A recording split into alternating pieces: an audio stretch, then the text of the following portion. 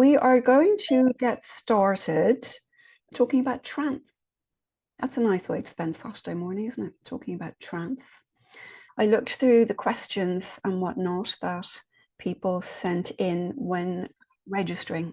And so what I think what we'll try to do in this session is a lot of the questions are quite similar, and so what I've done is group them together. So I'm just going to give a talk about trance that I think should answer most of the sort of questions or cover most of the questions that people were sent in when you were asking just things like what is trance, how to develop trance, different types of trance.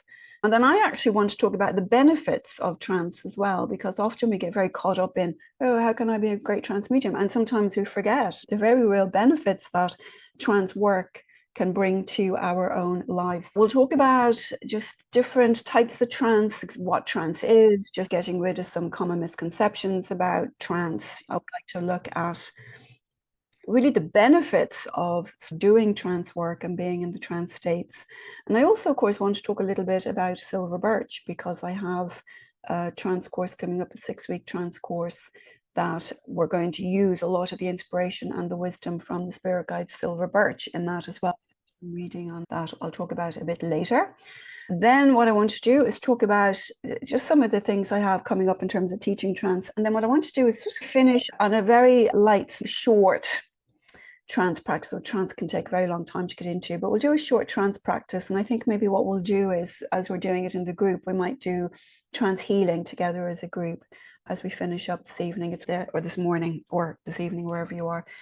I think that as a group, it's easier to do a short practice that involves healing than, say, speaking or writing or anything communication that gets into breakout rooms. So we'll finish with that. So you should all be leaving here squeaky clean and full of inspiration and energy by the end of our hour and 15 minutes here this morning. All right, so let's get going. So what I wanted to talk about first off is a lot of people, is just to clarify the difference between trance mediumship, channeling, and say automatic writing, automatic speaking, automatic things. And so really, trance mediumship and channeling are really pretty much the same thing. Channeling is a word that's used more predominantly in the States, and trance mediumship is used more predominantly in Europe and, to my knowledge, in Australia and New Zealand as well. When we think about channeling specifically, it usually, when I see it being demonstrated, it's usually speaking. It's usually somebody, and I've only ever seen this in America, or somebody goes into a sort of very deep trance state, connects to their guides or whatnot, and then just starts to share information. Abraham Hicks, for example, Esther Hicks would be considered a channeler. She works with the team known as Abraham, and Abraham shares wisdom with her, which then she channels, basically, shares with everybody else. So she's probably a very well-known American, what I would call channeler, right? Now, I've seen lots of this. And I will say, when it comes to channeling, if you do go to a demonstration of channeling, if somebody is actually really channeling, you will feel the power around them. Because a lot of people, I've seen a lot of people, I've gone to lots of these things, and I've seen a lot of people channeling, but in actual fact, it's just coming from them, their imagination, themselves.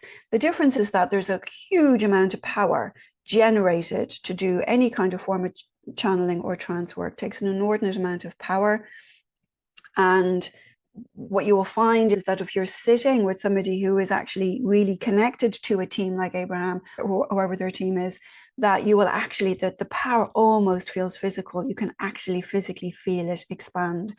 I've sat in trance circles where I've sat beside somebody who was quite experienced. I used to do this with a tutor from the college, and I would sit, and you would be what's called either the battery or the control. And what you would do is you would sit to hold the space for the person who was about to channel.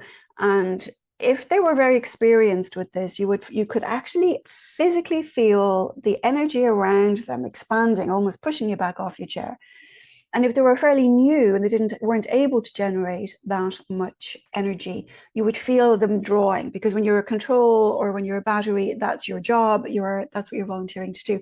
You would feel them draw the power from you. So you could actually feel it being either drawn from you or yourself being pushed back. that's always an evidence that there is real channeling going on. Because I actually have also sat with people where there's been none of that. And when there's none of that, it's coming from the imagination usually, because it's very marked, the energy that's involved in the trance states, in the channeling states. So when it comes to trance, so I'm going to focus really on calling it trance because I'm European and I come from the Art of Finlay College, and that tradition is always called trance mediumship. But you understand like the difference there. So trance mediumship can actually manifest in different ways. So some people are marvelous trance healers.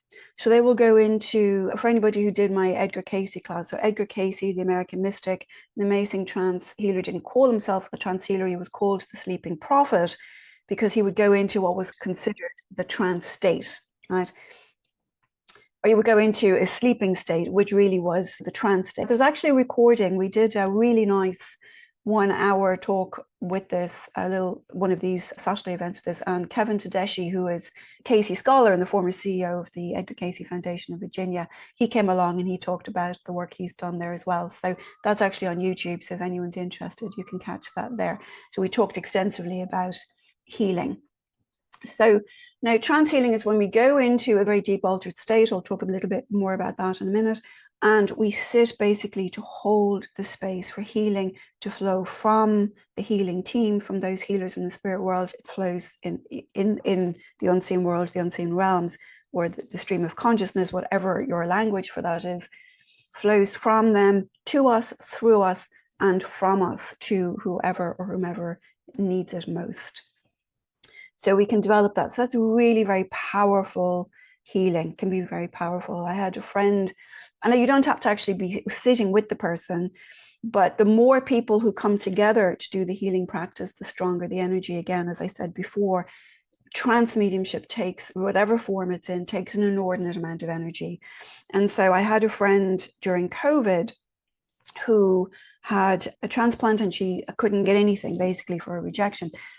Put into the ICU, and basically there was nothing they could do for her, and they were about to take her off life support because we remember back in COVID the beds were so limited and whatever, so they're about to take her off the ICU. So I got on to a couple of friends of mine who do trance healing as well, and I said, shall we sit for her, 3 of us? And we were actually in different countries, but the 3 of us all sat at the same time for healing for our friend, and we sat together for about an hour. And the next day, she actually started to recover. So they were going from unplugging her one day, and then we sat, and then the next day from the 3 of us sitting together. Now, there was as well, there was that connection, that bond between us because we were all friends. It was really remarkable that she was that sick. They were like, we need the bed. And within a day, I think it was 2 days, I think we sat on the Saturday, and on Monday when the doctors came in, they said they couldn't believe the improvement in her. So it's always a good idea, if you are interested in healing, to find some people to sit for healing with you. We do have a healing group in Spirit Space. For any of you who are in our community or want to join our community, it's free. And I'll talk a little bit more about that as well later. But we have a web-based community called Spirit Space that's free. All the resources in it are free. Recommended reading, our healing group, talks, lectures, guided meditations, all the rest. It's all there to support you. And in that, if you join that, you'll get a link to join our private Facebook, Spirit Space Facebook group, which is only for community members and students. So it's not open to the public. And every Sunday, one of our members organizes for a group to sit for healing, and they'll do spiritual healing one week and trance healing the next week. And she uses my recordings. So everyone comes together within the little group to sit for healing, and people always say lovely things, and they have a chat, and they always all feel like lovely little chat messages. I thought, what a lovely group they are. So if you are interested in spiritual healing or trance healing, that's a free thing that Joanne organizes on Sunday mornings. So please do. If you join our community, you'll get led link off to the Sunday morning healing group. She always posts that on Facebook as well, on our Facebook group. So these are just ways, if you want to start easing your way into trance, that's a really nice way to do it, is to start with healing. The other reason is because trance healing means that we move into a very deep altered state of awareness. Now, the deep altered state of awareness, there's recordings to help you develop this ability in our Spirit Space community on my website. what we do is we move into the altered state, which is beyond meditation. So I want to just distinguish. The altered state is a way of tuning to the power of something greater. Meditation is mindfulness, where we sit for ourselves just to still the mind. Both of these practices are essential to trance. It's really important that we have a nice meditation practice, whatever works for you. If it's just walking and being mindful as you move through the world, or if it's sitting on your cushion, it's a very, very good practice for trance, supportive practice for trance, to get to a point where you're able to still the mind, relatively speaking. The mind is a monkey, so it's always on, it's always off somewhere, but it helps us really still the mind, bring our mind back to the present again and again. And that's quite a vital practice for trance. On top of that, we also do attunement practices, which is where we consciously move ourselves into an altered state of awareness, where we are open to receiving healing, communication, whatever it may be, from the unseen world, right? So these are two different practices. You can get both on the website as well, so feel free to go explore those. So what we want to do within trance is we move into a space where we surrender, we move into the altered state, which we will have a little practice on later. We surrender to the power of the one, of the divine, the Tao, whatever your name for that power is. And we set an intention for why we're sitting. So if you're sitting for heat, and you can do it by yourself, but definitely with trance, the more power, the more people, the more power.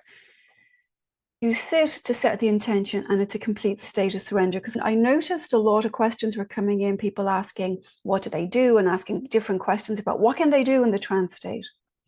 And the short answer to that is you do nothing. Right?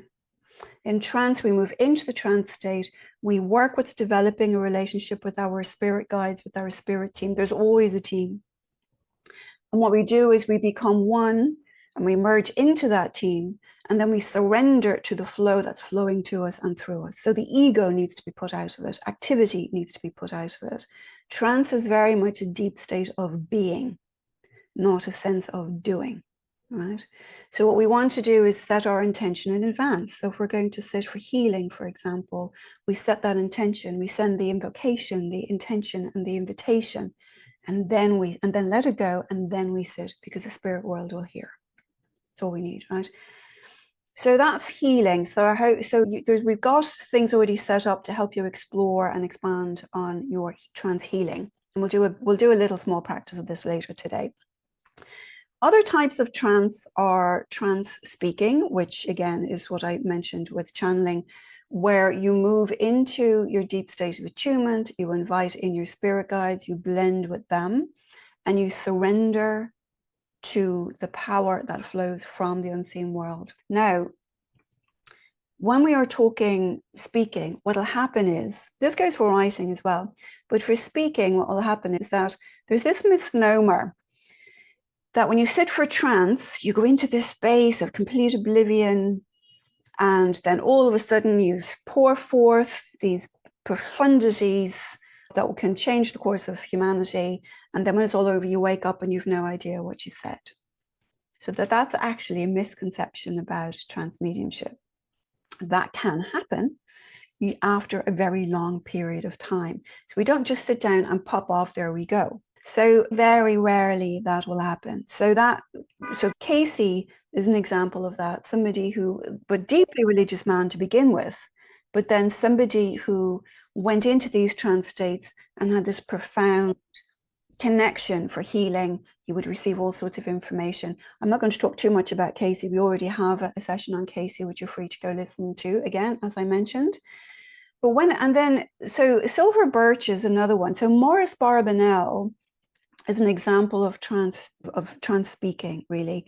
Maurice Barbanel was a journalist back in early mid 1900s, and he went along to a spiritualist group, and when he was sitting with the group, just thought he fell asleep, and then woke up, and it turned out that the group told him he'd been saying all these marvelous things. It turns out, and this is very rare, like you'll see this maybe once 100 years. So it's inspiring, but at the same time, I don't want, when you don't just pop off like that, to be discouraged, because that's not the way it goes in 99.9% of cases. But what Maurice Barbanel did was, it turned out that he had been speaking through the voice of a spirit guide called Silver Birch. Now, Silver Birch, over the course of different lectures he gave, Maurice Barbanel gave, or talks Maurice Barbanel gave, we found out that Silver Birch was actually the voice for a team of higher beings. So this is what I find. I love this stuff. I'm such a nerd when it comes to like levels of the afterlife. What it did was it showed us that there were such advanced beings, that they were so far advanced that they couldn't communicate directly with somebody in physical form. So what they did was they communicated to Silver Birch. Silver Birch then communicated to Maurice Barbanel and shared all this. And I actually have, and some of these are on my website as well. I do recommend, where's my little share here gone? Share, oh, here we go. Here's a bunch of little books that you can get on Amazon for just a few dollars each. All of them are worth reading. My particular favorite and the required reading for our Silver Birch Trance course is The Spirit Speaks, The Teachings of Silver Birch, and Guidance from Silver Birch. They're very easy to read. I definitely recommend all of them. If you go to the recommended reading on my website, you'll see the links to them. You can just search on Amazon for them as well. So it's really inspiring to read the way Silver Birch talks. Now it is, I have to say, a bit archaic. It is 100 years old, but it definitely is. They're very inspiring. It's you're just listening to somebody sharing from a different perspective. And this is what Maurice Barbanel brought to us through the voice of Silver Birch and his higher team. So that's really trance speaking, which in America is called channeling. Now, there's always, just for people who were like, oh, am I channeling? I saw a few of those, oh, am I channeling questions. You're always working with a team that has been assigned to you to work with you. And the more you work, the more you do the work, the more that bond strengthens. So you're always working with your team. Now, I will say, don't forget, this team are very advanced beings. And so they don't show up in a costume. They don't show up with a name. They are a presence. They're just a presence beyond language, beyond ego, beyond form. So don't be worrying if you're like sitting on your cushion trying to find your team and you can't see anything. Usually you won't. If a spirit guide manifests for you, it's because you need it. They've done it for you. But that's something they've created for you. So don't worry about it if you don't feel your team, or you don't see your team. What you will find over time, the more you do trance practices, the more you will actually feel these subtle shifts in the energy around you. And that's the indication that your team are drawing near. They're always there, but the more you do the practices, the more you'll actually feel that power. Like I said earlier, you can actually almost physically feel the power that will come over time. Another thing and this is one of my favorite things to do, is trance writing. And so trance writing is similar, except instead of having to stand up and talk to a room full of people, which is a bit nerve-wracking, you can just move yourself into the trance state very lightly. I do teach courses on this. There might be something on YouTube of an old course. We do cover it in the Silver Birch course, where you can actually sit with your pen very loosely and just allow it to write. And there's a whole art to that, which is, to me, magical and incredibly beneficial just for your own mental headspace as well. But that's where the spirit's actually sharing the information with you, but rather than you speaking it, you're able to just start to write words or phrases or squiggles or drawings or all sorts of things, and that can actually then evolve into something very beautiful. So any of you are interested in writing, sitting in trance for writing can actually just bring you into an inspired state, where what you're writing, you're aware that you're writing stuff, but it's definitely coming from a different place than your normal waking mind. Because you just start writing, and I've done this myself with writing, woken up, sat down in front of the computer, half-baked idea, start writing, and then it just takes on a flow. Then all of a sudden it's lunchtime, you've got 6 pages written and it's just floating, it's beautiful. And then other days you wake up and you can't get 2 words and a verb down on the page together. Do you know what I mean? So you can actually see the difference in it from the different states we write from. So it's beautiful for anyone who's creative or is interested in writing. It's a beautiful way of doing it. The other thing too is, if you prefer speaking, you can record what you're saying and have it transcribed if you wanted to do that as well. So there's lots of different ways to work with sharing wisdom through. So the writing and the speaking is really a way of sharing just profound, receiving and sharing profound wisdom in the trance states.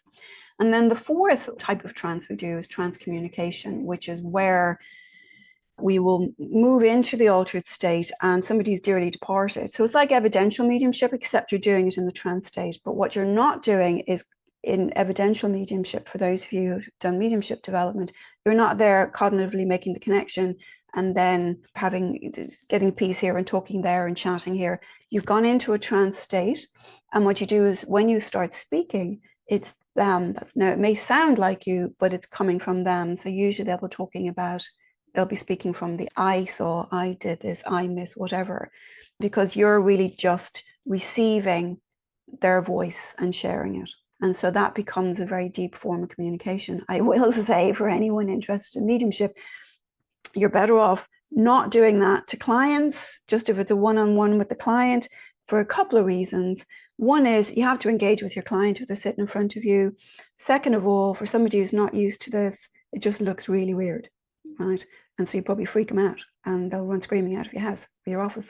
But what I would say is it also takes an inordinate amount of power.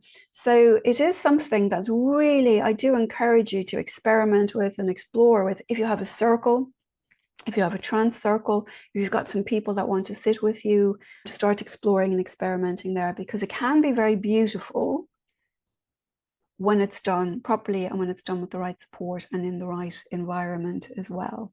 So that's the four types of trance. What I do want to just talk about is how we move into trance, because there's quite a few of you asked, how do we get into trance? How do we develop trance? So what I do want to do is to address the misnomer I mentioned at the beginning, that we just pop off asleep, wake up, and we've provided the world with the equation for unified field theory or something marvelous. Generally doesn't happen. What happens with trance is we start off by being able to develop an ability to attune to the spirit world, to build that power. You'll understand more what I'm talking. Anybody who hasn't done this with me before, you'll understand that a bit more when we do the practice. We move into these altered states and we basically surrender to the power. But when it's like a needle, right? Like an speedometer. When we start off, we start moving into these altered states. We start moving and shifting our awareness to the spirit world. We learn to surrender the ego, and stilling the mind is quite important. And the surrender is very important because we have to surrender the ego and ideas of separation and ideas that, oh, I'm doing this. It's not I'm doing this, it's we're doing it, right? So that's an important part of it. But what will happen at the beginning is that you will move. I'm just going to use trance speaking for an example because it's the easier one to use to explain this. When you start off, you may start speaking, and the key to it is you may just feel a word that doesn't make any sense. This happens all the time. And then people go, oh, I'm not going to say that because that's just going to sound stupid because I don't know what's that word. And then what happens there is the ego gets in. You better put that into a sentence before you say anything. And then I'm not saying that sentence unless I know what the next sentence is, because I'm not going to stand up here like a gone bean and everybody going, what's up with that person? All ego. What we do in trance speaking is that's what we learn to do. We learn to surrender and to trust that it's not from us. Our job is to surrender and trust and allow the flow. That's all we have to do in trance. And so you may find that one word, say, for example, the color orange. What happens all the time when people start out, what am I supposed to do with that? Give me something else. The key with trances is to move past all of that talk, because all of that talk is the ego. And once the ego is in there, and I say ego, I don't mean grandiosity. Sometimes it can be insecurity. A lot of the time in trance, insecurity is that we actually then block the flow. So what we need to do is just say orange. Not I'm being shown orange. Or this. You don't exist in trance. This is why when you listen to, you never hear Esther Hicks mention Esther or me or I. It's always we, right? Because it's always them. You say the word, because as soon as it comes out of your mouth, it makes space for the next word to come and the next word to come, and then it becomes a flow. And it becomes a flow, and you need to allow yourself to do that to be able to start the flow, and in the flow, the energy builds. I know I make it sound very easy, and I know it just takes some practice. But at the beginning, what will happen is you'll be very much aware of the color orange, and you say orange, because trance develops over time. as I said, very rarely will somebody just pop into trance and reveal the mysteries of life, right? What happens is we start off with our team and we will start speaking, and maybe 5% of what we say is inspired by the spirit world, and 95% of it is coming from us, right? And we just allow that be, and we keep doing it, and we keep doing it, and over time that needle changes, it moves. So the more we do the practice, the more power we can build, the more power we can hold, the more we can learn to be still and surrender and trust, get ourselves out of it. That will then start to move where it's 50% them, 50% you. And eventually over time, it'll be 95% them and 5% you. There's always going to be some aspect of the medium in there regardless, right? So this happens over time. You need to be patient. Patience and practice is key to trance, all right?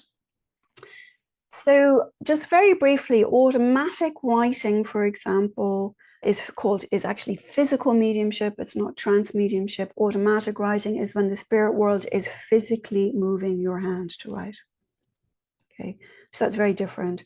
Takes a vast amount of energy. There's very few real physical mediums around. There's one in the college whose name has gone completely out of my head now. I've sat in physical mediumship demonstrations with them. It takes 50 people in the room for anything to happen. So automatic writing is the spirit world actually physically moving stuff. Trance writing or trance anything is a very deep state of blending, where we are blending completely and fully and surrendering to our part in a team to then receive. All right. Good. Clear as mud. So I do want to just say a few things about why bother. Why bother doing trance? A couple of things is, when you start moving into the trance states, it's like anyone meditate, any long time meditators in the group, the effect of meditation. When you sit every time for meditation, and then you don't, I used to do this. I used to practice. I used to be a really dedicated Zen practitioner, and I would go for 2 sessions a year, and it was like 7 days of just meditating to 14 hours a day. And you would just move through the world in this whole other way. And then you stop for 2-3 weeks, and it takes 2-3 weeks for it to catch up on you, for the stillness to wear off. And then all of a sudden you want to punch your neighbor in the nose. So any of you who have a meditation practice, you know what it's like when you sit in that stillness and how it changes how you meet the world. So when we start doing trance, because we are moving into very deep states of attunement, so we're doing meditation and bringing that stillness and that mindfulness along with us, but then we're moving ourselves into a very deep state of attunement to our healing team, to our speaker, our wisdom team, to the dearly departed, whichever form of trance you're working on. What we're doing there is we're moving ourselves into a very deep and very ancient and eternal connection to the divine, to the stream of consciousness, to the super consciousness, to our part in all that is, right? So it's a very profound experience, and I just wrote a few notes to remind me to talk to you about these things, is that first of all, when we start to work in these spaces, and when we're gentle and patient with ourselves, and we start working to move that needle over time, and I'm not talking about from here to September, I'm talking about over years, right? We need to bring a sense of humility to this work. Now, you'll still be getting different benefits as you go, right? But one of the things is that you will find is that your own intuition is greatly enhanced, first off. You'll start to find, as you sit in these states, if you're doing this regularly. Now, anybody who's developing mediumship is sitting in altered states daily, just with yourself. That's pretty key to any form of mediumship development. But you can sit for 20 minutes a day, if you can, in a state of attunement. And like I said, there's a guided attunement practice on my website for anyone who's interested in doing that. You immediately start becoming quieter, the mind becomes quieter, immediately start finding that there is space for your intuition to speak, for your intuition to guide. So that's one thing that's a very quick benefit from doing the trance. The other thing is that you will start to find, with the development of your intuition, your own inner wisdom becomes a great barometer for decision making. So you're not writing lists of pros or cons or talking to your pals or what should I do and all this kind of stuff.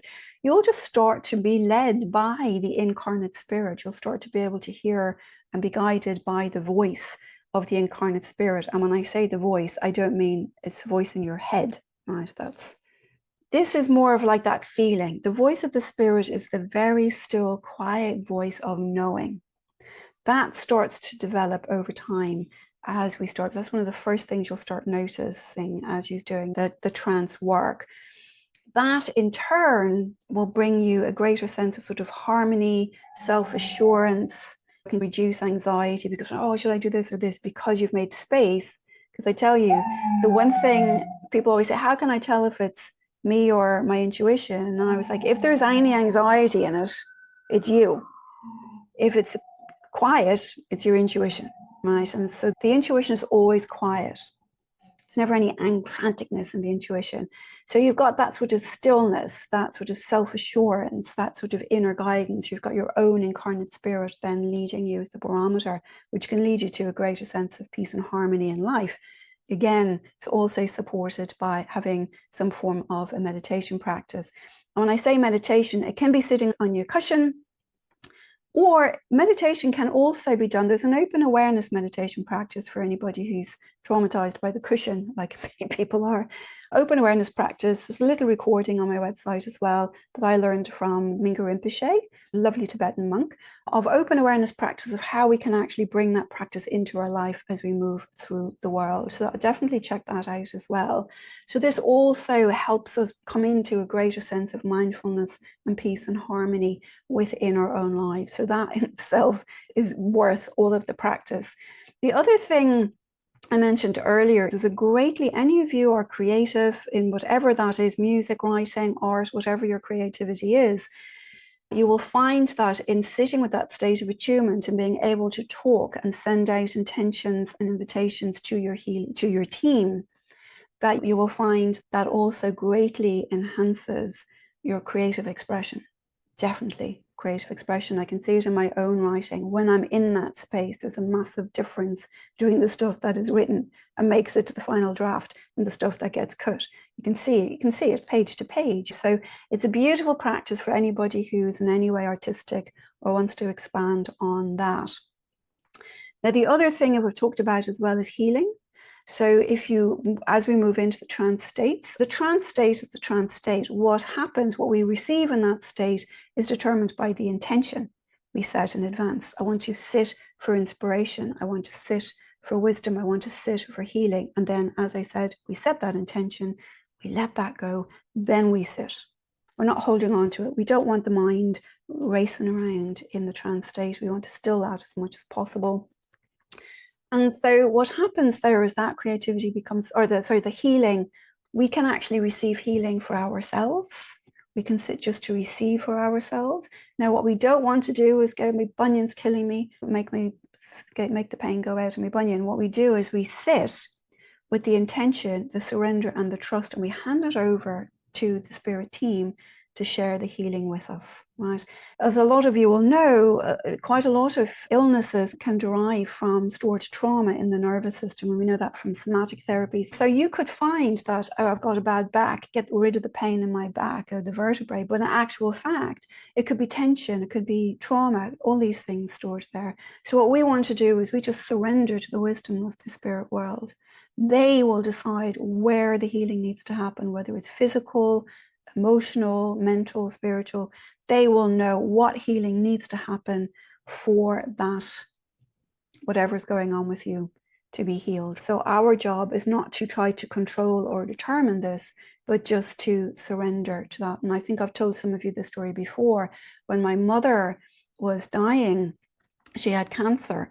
And so I was home with her and we were doing quite a lot of healing together. And I noticed at the start, because it's my mother, I'm like, I'm going to make her better. I'm going to make her better, right? Because you bring all that into it. No, my mother is not going to die of cancer. We're going to get rid of this cancer. And so we would sit daily. And it started getting to the point where it was actually causing, at the beginning, it was lovely. She was sleeping a bit better and whatnot. But it got to the point where it was actually starting to cause her some distress, the healing. And I had to sit and reflect on that, and it occurred to me that what I was doing was I was putting my desire, my needs, my ego into her healing because she was my mother, and I didn't want her to die. And all I was doing was adding distress. Now, she didn't know that was what, but she just was, I could see it in her, she was different.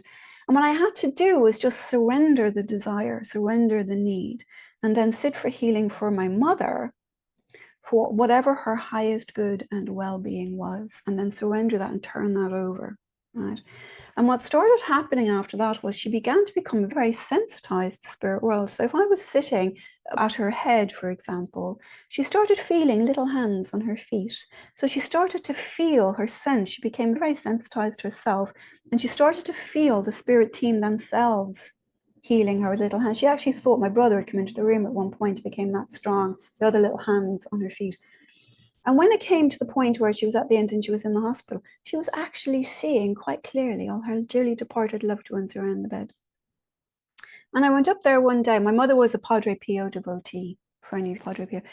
And Padre Pio was a great, well-known sort of healer, Christian mystic. My mother had been a devotee all her life, Padre Pio devotee. And I went up to the hospital one day and she said to me, she says, I keep saying Padre Pio and I can't tell if he wants me to come or he wants me to go back.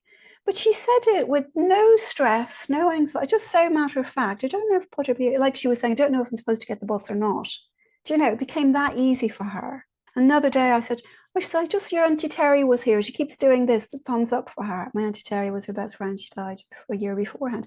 And what started happening was when I actually was able to surrender my fear, my anxiety, my desire, my need, and get out of the way, it made the space for the healing my mother needed to help her transition without any kind of fear, and to be aware of that. And so this is what I mean about the healing. It becomes, and this becomes, that's an easy way to describe it, it becomes very key to all forms of trance. We need to surrender, trust, and hand it over, right?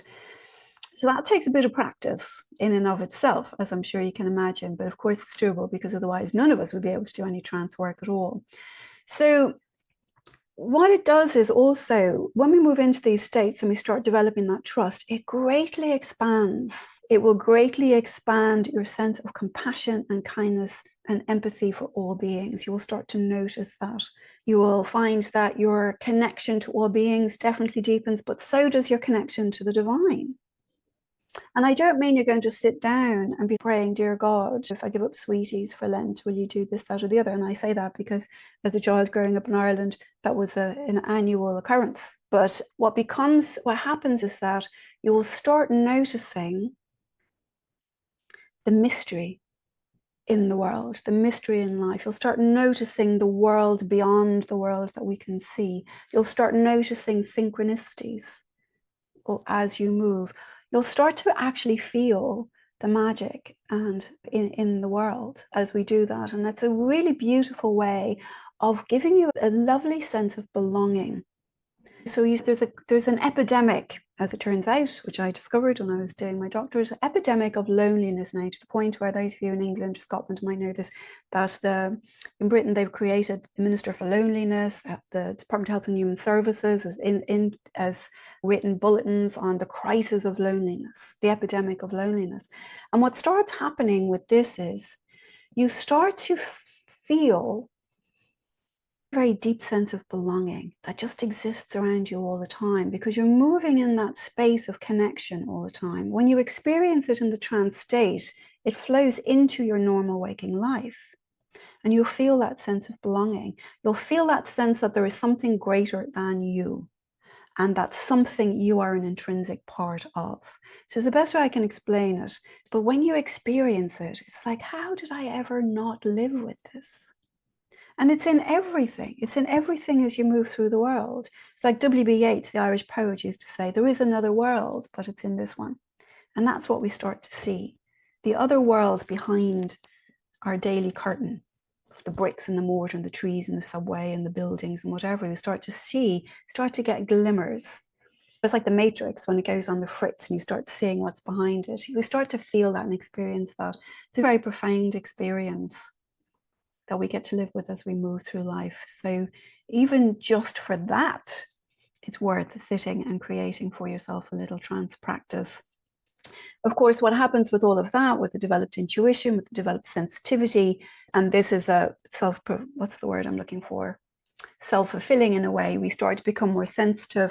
We start to see more deeply, feel more deeply. We become better healers, better artists. We become better mediums. We become better whatever it is that you're doing, just because we're living on a much, much deeper plane of being. We're living from a different, deeper place of being than the normal rush around, get your paycheck, try to get the bus, whatever, deal with the relatives, deal with the cats, whatever it may be.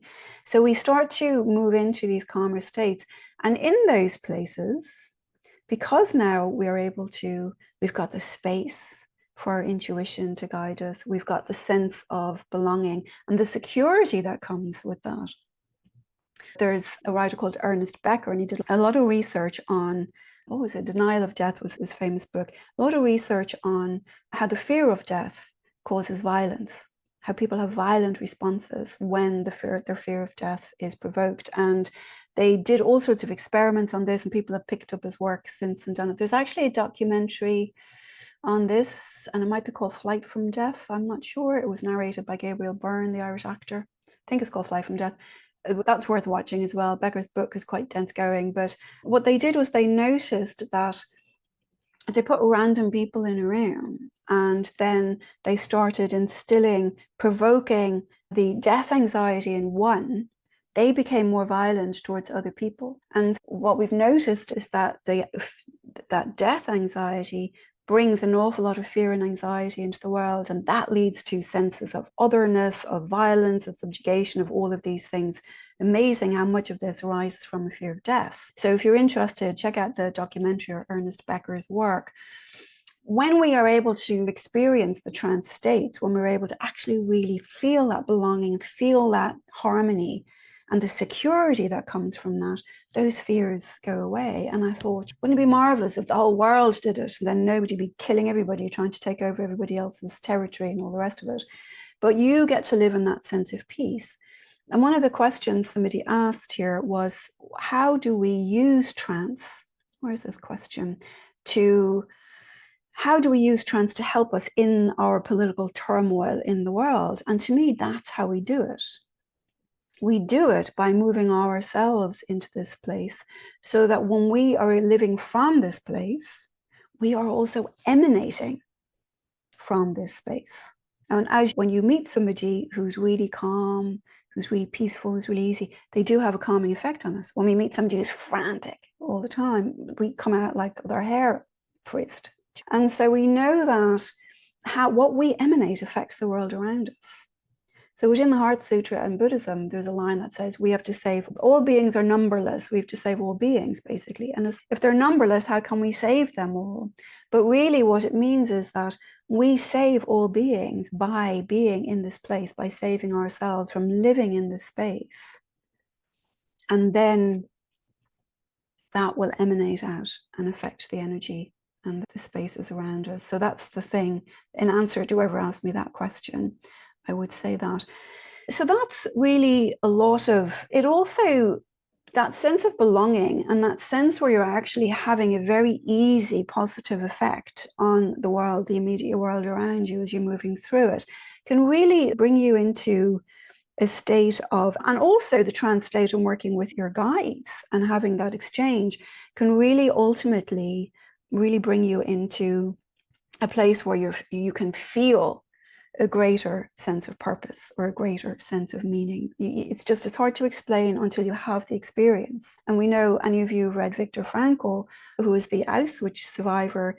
He had said that the one thing that kept people going when other people couldn't was having a sense of meaning or a sense of purpose.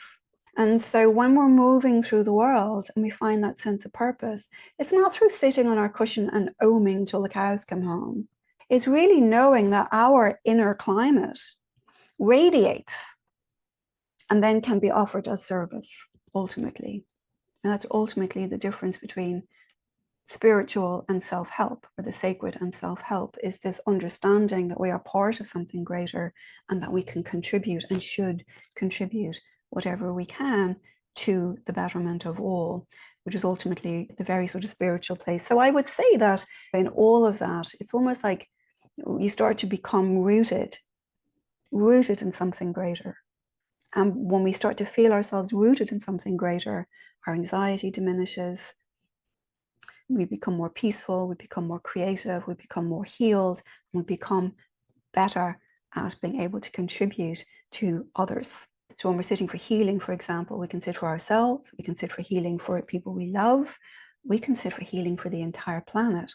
And funny, we'll do this now in a few minutes, but you start to find as you sit for healing like that the more healing you intend to send out, the more power is generated.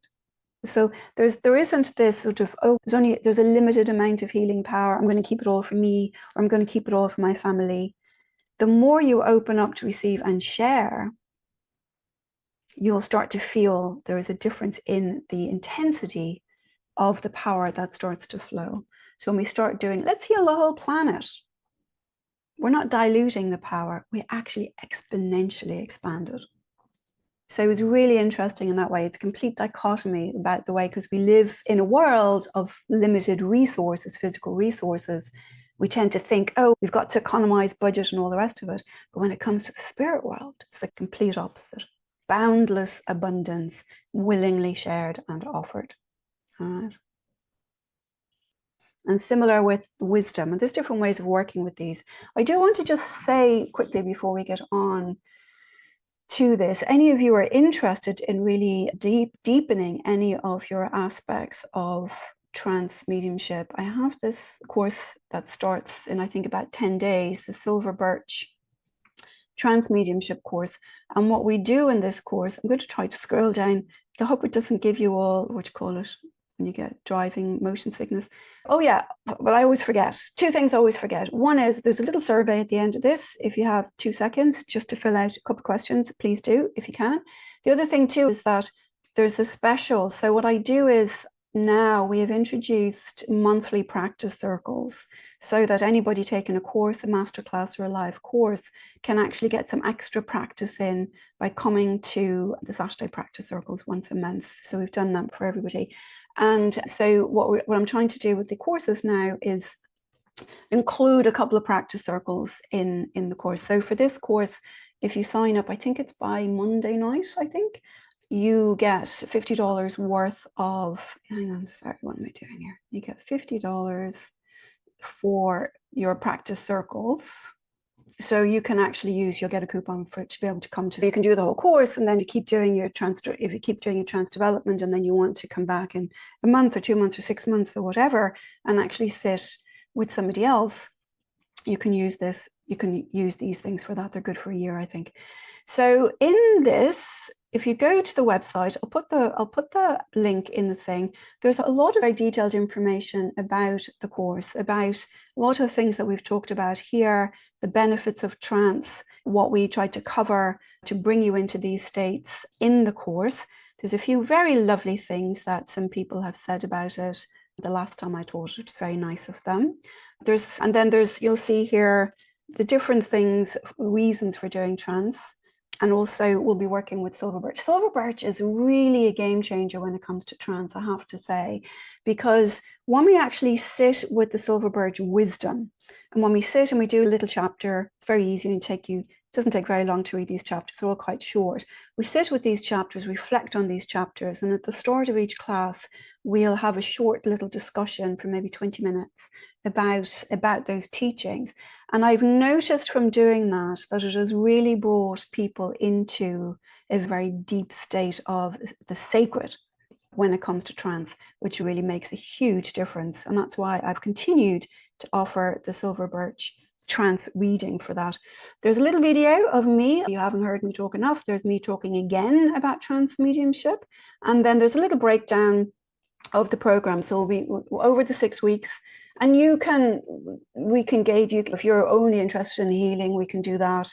So what we're going to do is we're going to look at healing, writing, speaking, and communication over there. And there will be times, so, the last 2 weeks, if we've gone through all of this and you've experimented with all of this, if you found that something, say, for example, no, you loved the speaking, then what we do is we focus on whatever you particularly want to develop for the last couple of weeks, right? So there's some scope there for you to actually expand and develop what you want to do as well. There's a little bit of information on the lineage I come from the college, from Glyn Edwards, who fabulous trance medium as well, my first mentor. Obviously, these are the free things that you get, the live practice circles I mentioned, or you get 2 of those, and our spirit space group that has loads of resources. Lots of lovely things people have said that I've put in there. More about me, in case you need to know more about me, and then the registration. Oh, and if you've any other questions, you probably find answers down here at the end. All right. So that's that. So just bear in mind that anybody, I think they set it up so that if you sign up, if you register for the course, and also just bear in mind it's limited for these mentoring programs. So if you want to do it, check out the page. Let me get you the link. Check out the page and see if it resonates, and come along if you do. But like I said, between now and Monday, there is the $50 gift for the practice circles. And also just bear in mind that I only take small classes, like 12 people, I think, for these classes, because you need to have the space to work. These are not like my Shift Network courses where hundreds of people are showing up. This is where everybody has to get to really teach trance properly. You really need to bring people into experiences. I need to be able to pay attention to how everyone's doing. So I keep the classes very small for that reason. But I do want to move into a little trance practice in a couple of minutes with you. But does anybody, let me open the chat so I can do the chat. Let me turn it on. So anybody, if anyone has any quick questions, pop them in the chat there, and then we will get on to doing our little practice together. Don't forget to check out Spirit Space and get the links to the Spirit Guide, to the Silver Birch books if you're interested in reading any of that. Whether you're taking the course or not, I would recommend reading some Silver Birch. All right. So Jennifer, I have to do some inspired speaking at a church next month. Should I actually enter into a trance state to do this? So what I would say is that we don't just decide to enter into a trance state. That's something that we actually naturally flow into. And normally, if you're doing an inspired speaking or an inspired address, what can happen is, if you've done quite a bit of trance development, you can just start speaking, have an idea. I want to talk about forgiveness or something. You start talking about forgiveness, and it can take on a flow where you start moving into what could be considered an inspired state or a light trance state. It wouldn't be a full trance state, obviously, and that wouldn't be the space, even if you do generally work in full trance states. Doing a church service probably isn't the place for it, but certainly if you want, and I've done this myself a lot, where I just start talking about something and I think I've written some notes and then it goes off on a tangent somewhere else. And it's really because you start speaking and it starts flowing and it takes on its own inspired tone. So I think that would be quite appropriate, Jennifer, to do that, to allow yourself move into what I would call more of an inspired space, where you're open to the inspiration of the spirit world rather than all of it coming from your head. I hope that makes sense. So Victoria, if you go to a healer, how to know if they're take the energy or give it? What is our protection? So anybody who knows, anyone who's heard me talk before, anyone who's heard me take a class or taken a class with me knows I never talk about protection. The only protection I ever feel is necessary is from the living. We certainly we just don't want to be going down dark alleys at night or whatever. When we're working, if you're going to a trance healer, I would say make sure you go to a trance healer that you've had recommended, or whose work you've heard talk, or work you've seen, or that you're very familiar with them before you go along. So that you're not just going to some random person that you don't know what they're up to, because there's lots of people out there, sorry to say, don't know what they're doing. But if you've got somebody who's got a very good reputation, if you've got somebody, I would say listen to any talks they've given, read stuff on their website, read about them, trust your own intuition. Does this person feel like they are authentic? Are they an authentic healer? Then you could sit with them, But I just discernment, always discernment with that. Protection is a word I really loathe, because what it does is it introduces the idea that there is something to be afraid of when there isn't. When we're working in trance, we're working with a team, we're working with very highly advanced beings.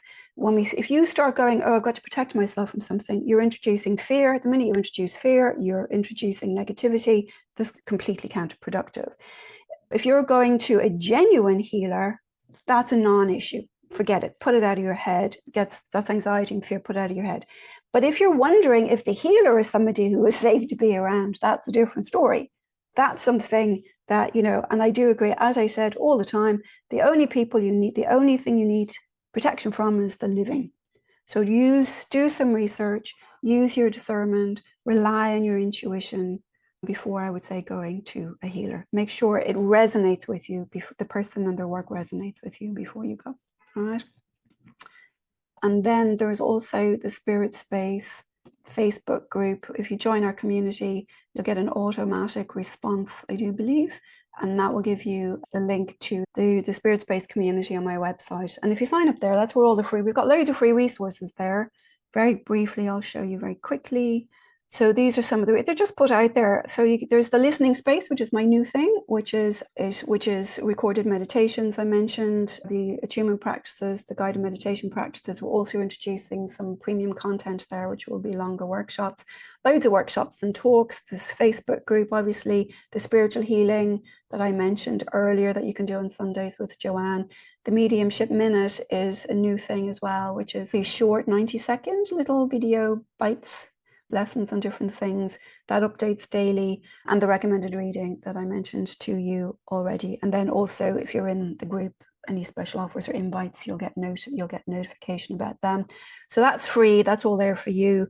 So you're welcome to come along and experiment with some of that. So Jennifer, you'd like to run the class, but you would have to miss the second meeting. No, that's not a problem, because we send out recordings of all the classes. If you do a class and then do it on your own and you have a question about that class, you can email it to me. I'll answer it the next class or whatever. So make sure you're integrated with the class all the time. Also, this is a new thing we're doing this year, is that all of the live classes, their recordings are available for a year. So if you do it with me live and then 6 months you go, hey, I want to go back and do more of that, check that out again, you'll have access to those recordings. Again, they're made available at the end of class just for registered participants. They don't get open to anybody else. So yes, Jennifer. So you can actually, some people in Europe, they take the entire courses because the time difference. Somebody actually just asked that. They're at 7 p.m. Eastern, 7 to 9 p.m. Eastern.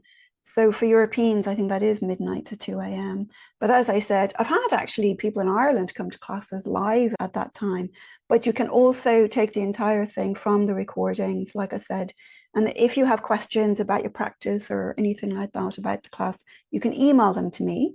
And then I answer them at the beginning of the next class. So you'll have your answers in the recording. So you're always fully integrated into the class. And then also in our Spirit Space Facebook group, we always have a group thread. So you can connect with other people in the class as well. If you want to do extra practice, you can all arrange to meet up and sit together midweek if you want to do that. And then, of course, don't forget, you can still come to the live practice circles. That's where people, and then you can talk to me directly as well. So that's options there. That's why we have those in place there too, because more and more people are doing classes from recordings. So Melissa, can I elaborate on my teaching method? Can you talk a bit more about my teaching method? So the mentoring programs are mentoring. So they're very much geared by the students. So generally what we'll, in this particular course, just in terms of the structure of the class, we start off with a discussion about the reading that you just did from Silver Birch. So really, the first half of the class is reflection and teaching, and the second half of the class is generally all about practice. So we'll do a practice in the group, and then we'll have a chat, answer your questions, all of that sort of stuff.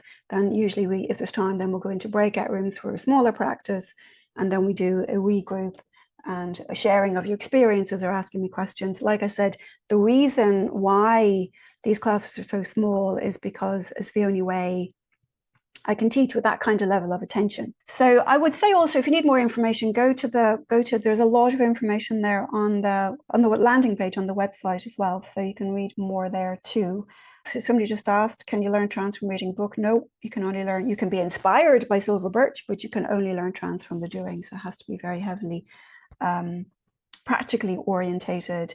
But for me, I'm a huge proponent of education. I really feel that bringing in the previous already received wisdom from Silver Birch really help to elevate or deepen, whichever way you want to look at it. We did that in the Edgar Casey class as well, where people were reading some of Edgar Casey's work, and everybody has said afterwards, why I started doing this last year, that the readings massively enhance and support the practices as well. So there's, as the Dalai Lama said, it can't be all practice and no knowledge. There can't be all knowledge and no practice. There has to be a balance between the two.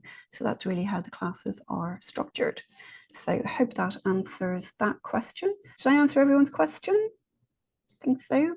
Yeah. All right, marvelous.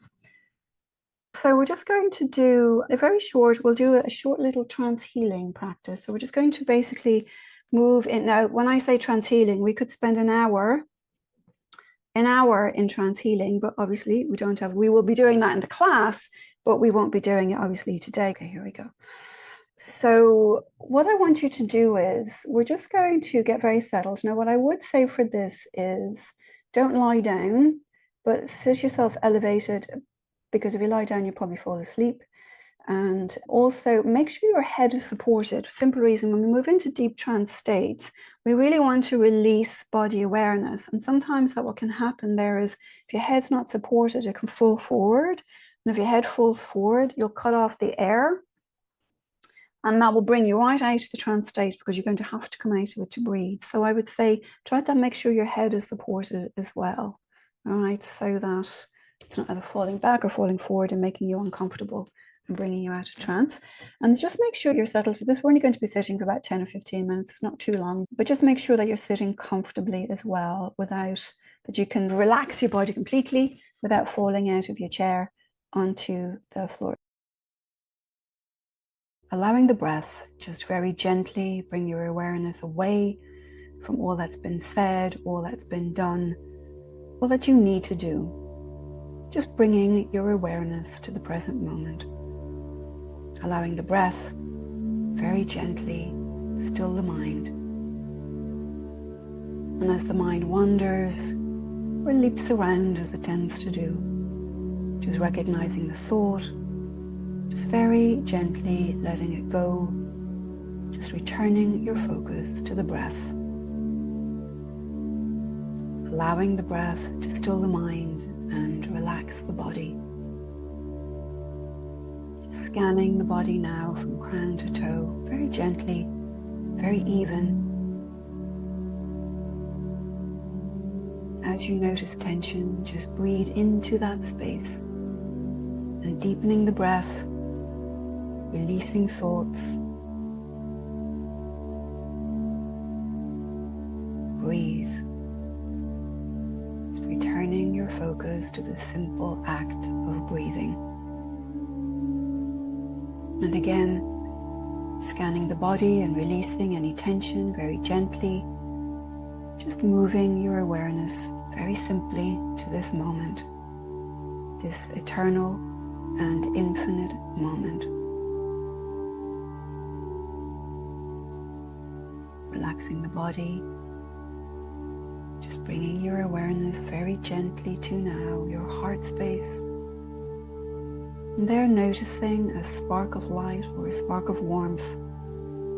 And on each breath, allowing that spark to grow brighter and wider.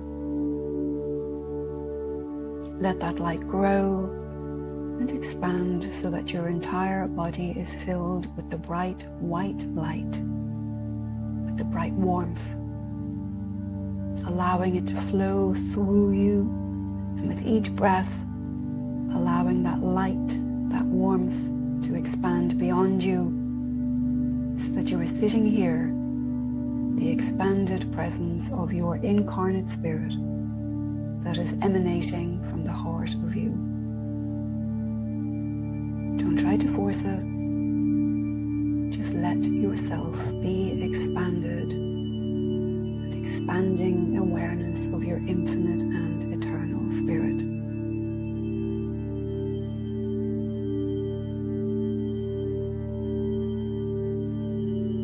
And this breath, just allowing the light, this warmth, to continue to expand so that it fills the room, fills the building, fills the street where you sit, so that all that appears real dissolves before the power of your spirit. Gently, gently surrender, and as you continue to hold your awareness in the limitless space of your incarnate spirit, stepping away now from the body, allowing yourself to flow through this space, this form from which you came and to which you will return, flowing freely, peacefully, feeling that sense of belonging and experiencing the power of your spirit.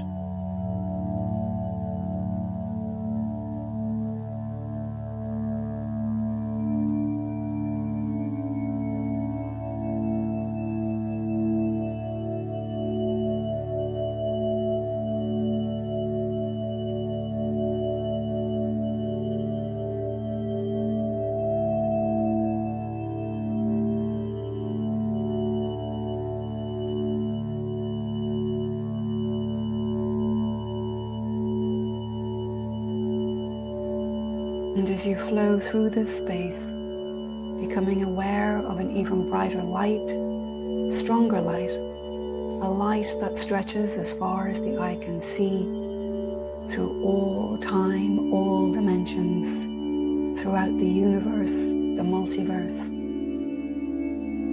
This is the light of the One, the light of the Divine, of the Tao, of the Brahman, the light of the Source, the light of the single consciousness of which you are part.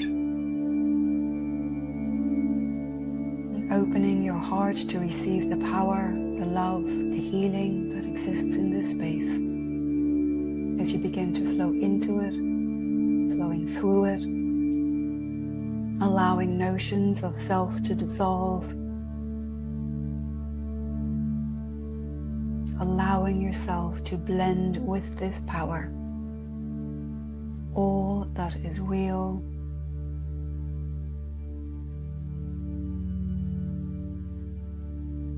allowing yourself to receive the unconditional love and wisdom and healing that exists in this space. Surrender and simply be.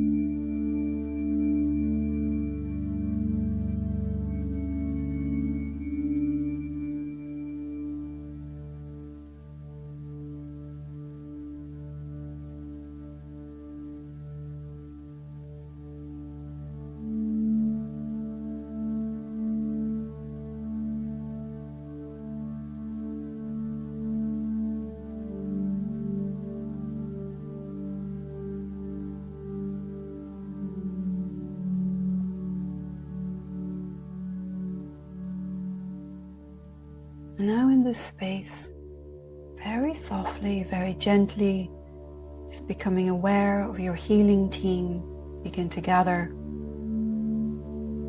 Just allow this team to Just allow this team to touch your awareness. Their energy, their presence will be very subtle. Perhaps you'll sense that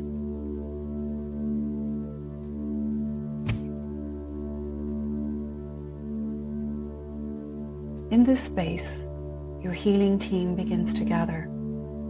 Just allow them arrive and surround you. You may be aware of their subtle presence, a subtle shift in the energy as your team surrounds you and holds you in this space, a space of love and kindness and compassion and healing. Don't try to see them or sense them or know them. Just be and allow them to be, sharing healing from the source, through them and to you, where it is needed most.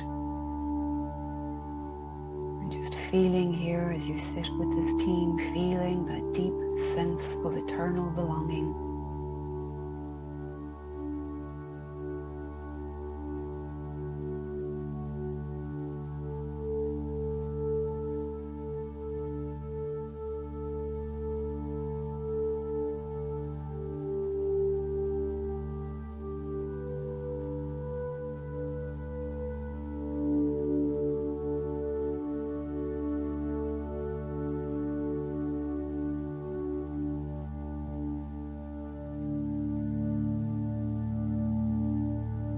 Allow that healing to flow from them, through you, and from you to your loved ones, sharing with them loving, healing energy. Allowing your guides to direct their wisdom, their power, and their energy to heal that is needed most. Just opening the heart and allowing this healing to flow through you to those you love for their highest good and well-being.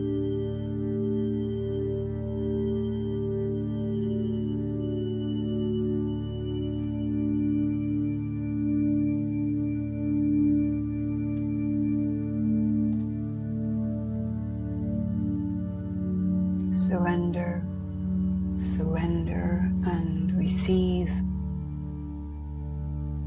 Surrender and release. And now allowing that light, that power to flow beyond you, beyond your loved ones, to the world, to all beings, to all creatures, to all plants, and to the earth itself. Allowing that healing to flow, limitless, boundless, infinite healing power for all in need. Releasing thought and mind, opening the heart, and being of service as part of this team. Surrender and receive. Surrender and release.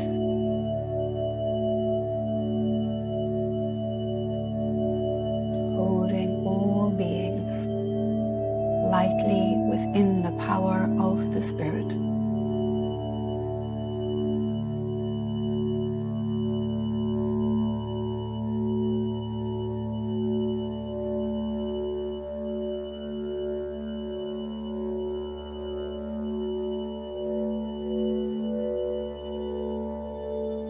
Surrender and release.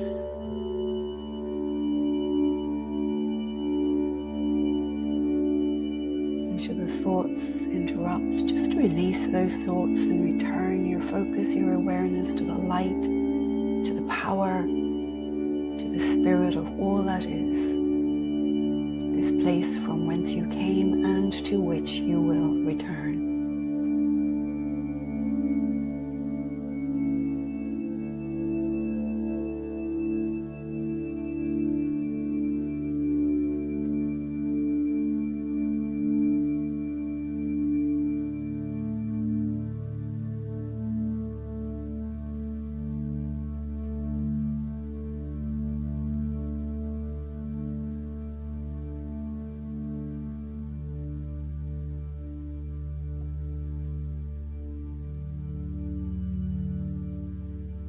And now, in gratitude for what has been received, thank your guides, thank yourself,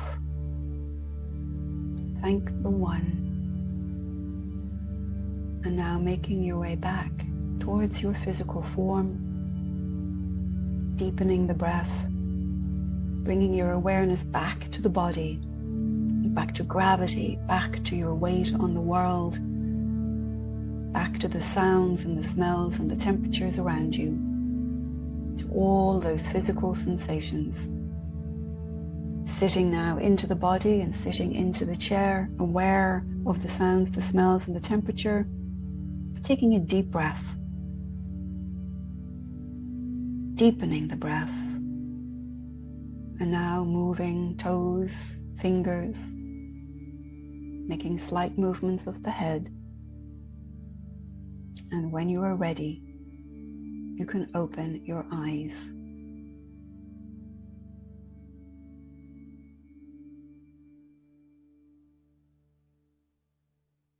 How did you get on? So that was a very short little trance healing session. Normally what we would do in sessions when we had more time is we would spend longer moving into the trance state, and then we would spend longer within the trance state as well. So what I would say is when we do this in the trance classes, we spend more time getting into trance, and then over the course of the weeks between the in-class practices and then between the class practices that you do, you'll find that your ability to hold a trance state gets stronger and longer. Right? And so what we will do is we'll move into the trance states for different reasons. We'll experiment with speaking, with writing, with communication, with healing, and that will deepen and strengthen as we go over the week. So it's a good opportunity. You'll also find you can sit longer in the trance state and sit longer in silence in the trance state as well. So that's all I can say. Anybody, any questions before we go? What happens if you drift off to sleep? I would say have a little nap, and then the next time you do your trance work, do it when you're not tired. Obviously, if you fall asleep, you needed to sleep. The other thing too that helps offset that is sort of sitting up as well. Sometimes if you're tired, trance is a very passive state. And so if you are tired, you can fall asleep. You'll probably find that different times of the day, your energy ebbs and flows, and you might find that different times work better for you for your trance practices as well. Yes, the recording will be emailed out. I don't know when, probably later today, because for anybody who wants to sign up for the class, I think that special offer is only until Monday. So we'll try to get that recording out to you today as well. And so that's it. And I'm glad some of you really enjoyed the music as well. So good. So it was very passive little bit of music. So everyone, have a lovely time. I hope to see you for Silver Birch in a week and a half. And do enjoy the reading one way or the other. And hopefully I will see you all soon. All right. Take care, everyone. Bye-bye.